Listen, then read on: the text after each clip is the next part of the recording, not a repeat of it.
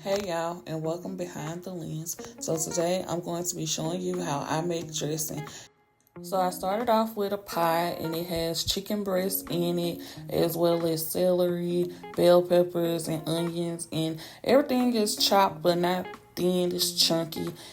I added some seasonings and I let it boil. Now you can see me shredding the chicken breast, and yes, I did it with the back of a knife, mainly because I didn't feel like getting up to get forks. I'm also chopping up the veggies that was in the broth, and I'm setting it aside. When you strain your chicken and veggies, make sure you keep the broth because you're going to need that for your dressing. This is a pre-mixed cornbread that I made while the chicken was boiling, and it cooled down, and you see me just breaking it up into pieces, and that's going to be the base for the dressing. And now I'm adding cream of celery and 1 can of cream of chicken, and I'm also adding some of that broth, and I'm going to mix it up. And then you'll see me adding that celery, bell peppers, and onions in there, and I mix that up as well.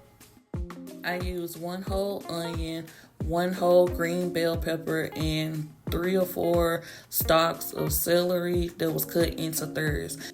You'll see me adding the chicken broth sporadically throughout the video to get it to the consistency that I want. And I added that chicken, and you see me mixing it in. And that's a pack of the stovetop stuffing mix, savory herbs. Do not skip this step because that stuffing mix has a lot of seasonings that your dressing will need. And I'm just mixing it all in. I added a little more broth. Tell me what song you think I'm singing, and I'm just still mixing everything up. I'm going to add poultry seasoning to it. Do not forget this step, it's very important as well. Now I'm adding some butter in there, and I'm just going to stir it all together to mix that butter in. And you don't want your dressing to be too loose or too thick. So if you need to add a little more broth to get it to the consistency that you see, do that. But also be careful with the broth.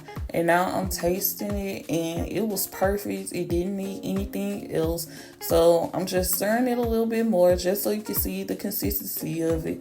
And then I'm going to grease a pan. Now, I didn't have a clip of this, but I buttered every inch of that pan because you don't want your dressing to stick.